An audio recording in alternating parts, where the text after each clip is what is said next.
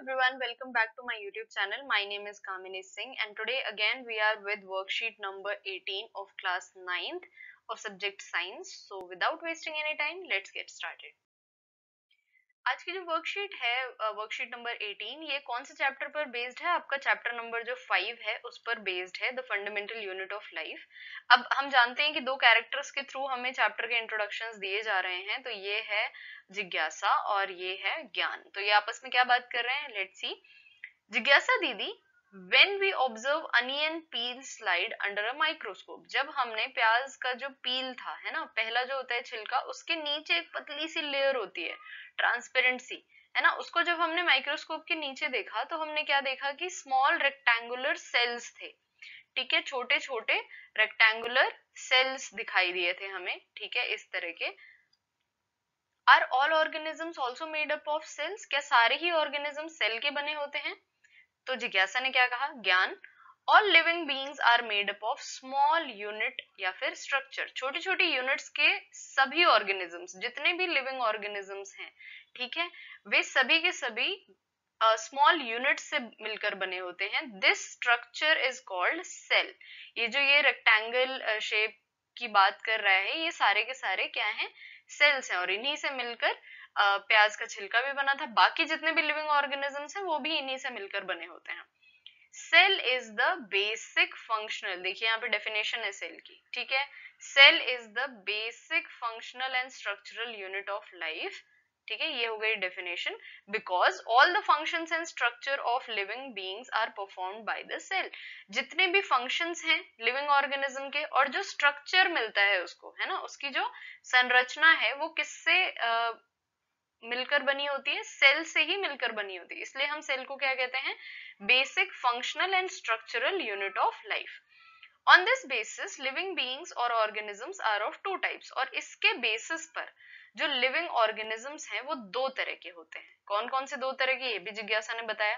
पहला है unicellular organism. देखो, अगर आप इस वर्ड को डिवाइड करो दो पार्ट्स में, तो यूनी और सेलुलर। यूनी का मतलब होता है वन, ठीक है। दूसरा टाइप क्या है, मल्टी सेलुलर। मल्टी का मतलब क्या होता है, मेनी। ठीक है, तो डेफिनेशन हमें खुद ही पता चल जाएगी। देखते हैं क्या बोला इसने। Unicellular organisms made up of single cell, ठीक है, एक ही सेल का बना हुआ ऑर्गेनिज्म। एग्जाम्पल भी दिया हुआ है, अमीबा, बैक्टीरिया, पैरामीशियम। ठीक है, ये नए कुछ टर्म्स हैं, स्पेलिंग जरूर ध्यान में रखिएगा। ठीक है, पैरामीशियम की स्पेलिंग, बैक्टीरिया, अमीबा, थोड़े से डिफरेंट वर्ड्स हैं आपके लिए नए नए।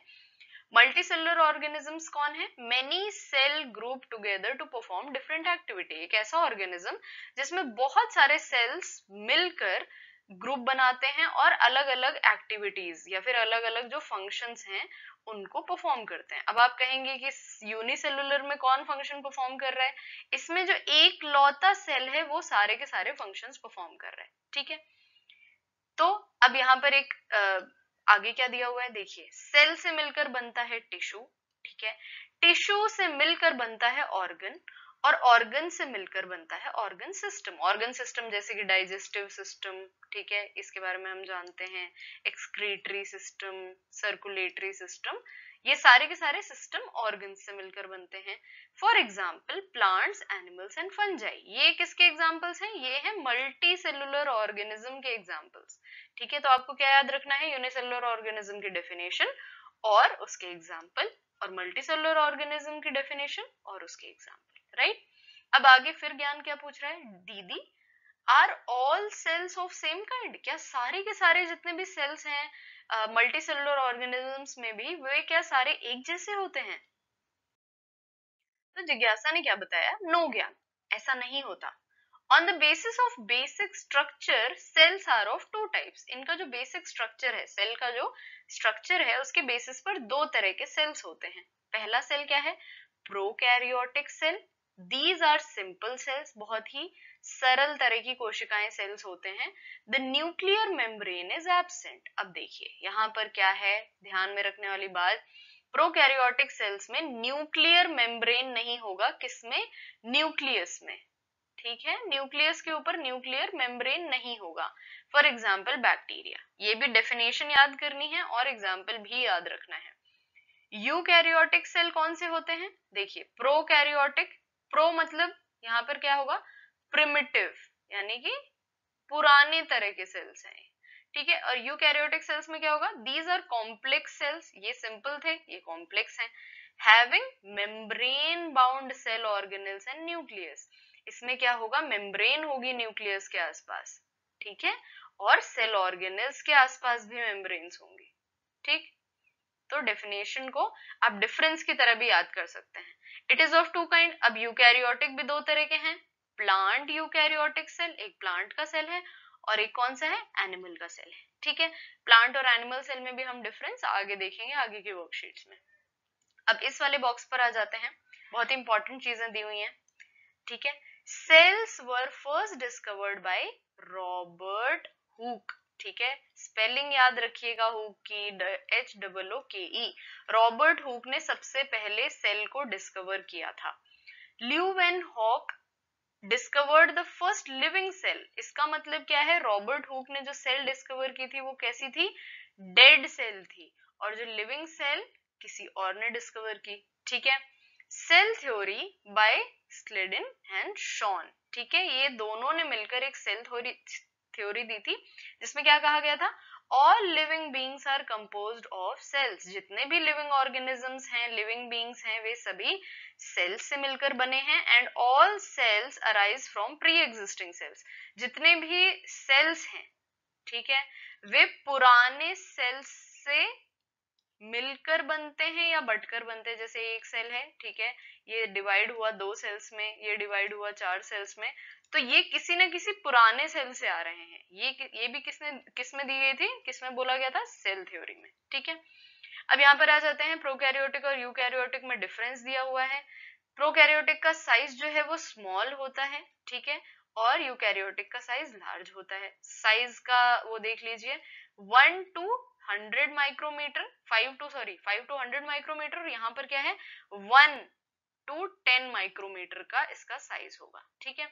डिस्टिंक्ट न्यूक्लियस एब्सेंट, इसमें देखिए न्यूक्लियस में मेम्ब्रेन नहीं थी, है ना, तो हमें न्यूक्लियस अलग से डिस्टिंक्ट मतलब अलग से पूरा विजिबल नहीं होता है, ठीक है, नजर नहीं आता है। इसमें क्या है, न्यूक्लियस प्रेजेंट होता है, मतलब ये डिस्टिंक्ट होता है, हमें अलग से दिख जाता है वो, क्योंकि वो मेम्ब्रेन बाउंड है। नेक्स्ट, न्यूक्लियोइड प्रेजेंट, इसमें प्रेजेंट है।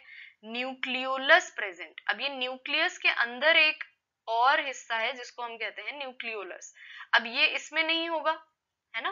न्यूक्लियोइड क्या हो गया, न्यूक्लियर मटेरियल ऐसे फैला हुआ है पूरे सेल में, और न्यूक्लियोलस इसमें क्यों नहीं है, क्योंकि इसमें न्यूक्लियस ही नहीं है ना, और ये न्यूक्लियस के अंदर होता है। Next, most cell organelles absent, cell organelles ज्यादातर के एब्सेंट हैं, इसमें membrane bound cell organelles present है, ठीक है। ये डिफरेंस आप ऐसे भी लिख सकते हैं कि इसमें मेम्ब्रेन बाउंड सेल ऑर्गेनेल्स हैं और इसमें सेल ऑर्गेनेल्स एब्सेंट, ठीक है। सिंगल क्रोमोसोम प्रेजेंट, क्रोमोसोम जो है वो क्या है, सिंगल प्रेजेंट है, ठीक है, ये पूरा क्रोमोसोम सिंगल, इसमें मोर देन 1 क्रोमोसोम, एक से ज्यादा क्रोमोसोम्स आपको मिलेंगे, ठीक है। For example bacteria and for example plants, animals and fungi, ठीक है। ये सब याद करने के लिए आपको बार बार इन चीजों को पढ़ना पड़ेगा, बार बार इन चीजों को लिखना पड़ेगा, ठीक है। इसके अलावा और कोई इसका तरीका नहीं है, हार्डवर्क करना पड़ेगा। जो नए नए टर्म्स है, प्रोकैरियोटिक, यूकैरियोटिक, इनकी स्पेलिंग्स थोड़ी सी टिपिकल हैं, ठीक है। किसने सबसे पहले सेल की डिस्कवरी की थी, क्वेश्चन तो पूछा ही पूछा जाता है आपके क्वेश्चन में। लेट्स सी क्या क्वेश्चंस दिए हुए हैं इसके बेसिस पर। सबसे पहले डिफाइन सेल, मैंने जब सेल की डेफिनेशन बताई थी तो वीडियो आप बैक करके देख सकते हैं, क्या कहा था, it is the fundamental unit of life, ठीक है, या फिर आप इसको पूरा कह सकते हैं, it is the fundamental structural and functional unit of life, ठीक है। नेक्स्ट है differentiate between prokaryotic and eukaryotic cells, पूरा का पूरा बॉक्स दिया हुआ है आपको डिफरेंशिएशन में, है ना, इस तरफ प्रोकैरियोटिक, इस तरफ यूकैरियोटिक, अभी अभी हमने बात की। Who discovered the cell first, क्या कहा था मैंने, ये क्वेश्चन जरूर पूछा जाएगा, ठीक है। तो किसने डिस्कवरी की, रॉबर्ट हुक ने, यहाँ पर लिविंग सेल की बात नहीं की गई है, जब लिविंग सेल की बात की जाएगी तो क्या होगा आंसर, आप लोग मुझे कमेंट सेक्शन में बताएंगे कि अगर लिविंग सेल की हम बात करते कि लिविंग सेल किसने डिस्कवर किया था, तो आप किसका नाम लिखेंगे, ठीक है, ये आप मुझे कमेंट सेक्शन में बताएंगे। What are unicellular and multicellular organisms, मैंने क्या कहा था, वर्ड को याद रखिए। देखिए यूनिसेलुलर, बहुत ही इजी। यूनि मतलब वन, सेलुलर मतलब सेल से मतलब है, ठीक है। तो सिंगल सेल का जो ऑर्गेनिज्म है, the organisms which are made up of single cell are called as unicellular organisms. Example क्या लिखेंगे, एग्जाम्पल लिखेंगे बैक्टीरिया, ठीक है, और क्या लिखेंगे, अमीबा, ठीक है। मल्टी सेलुलर ऑर्गेनिजम्स कौन होते हैं, मल्टी, वर्ड से ही पता चल रहा है, मल्टी मतलब मेनी, सेलुलर मतलब सेल्स। तो the organisms which are made up of more than one cell are called as multicellular organisms. और उसमें सारे के सारे फंक्शंस अलग अलग तरह की सेल्स परफॉर्म करती हैं। एग्जाम्पल्स में क्या लिखेंगे, हम खुद, ह्यूमन बींग्स, ठीक है, ह्यूमन बींग्स। और क्या लिखेंगे एग्जाम्पल में, प्लांट्स, ठीक है, और क्या लिखेंगे, एनिमल्स। इसमें तो बहुत सारे एग्जाम्पल्स है ना, बर्ड्स, कोई भी एग्जाम्पल, 2 एग्जाम्पल्स आप याद कर लीजिए, ठीक है। तो आई होप आपको आज की वीडियो पसंद आई हो और समझ में आई हो। अगर आपका कोई भी क्वेश्चन है तो आप कमेंट करके पूछ सकते हैं। लाइक करें वीडियो को अगर आपको कंटेंट पसंद आया, शेयर करें अपने फ्रेंड्स के साथ जो कि 9th स्टैंडर्ड में हैं और वर्कशीट्स घर पे बैठे कर रहे हैं। सब्सक्राइब करें चैनल को ताकि आप कोई भी वीडियो मिस ना करें। Thank you.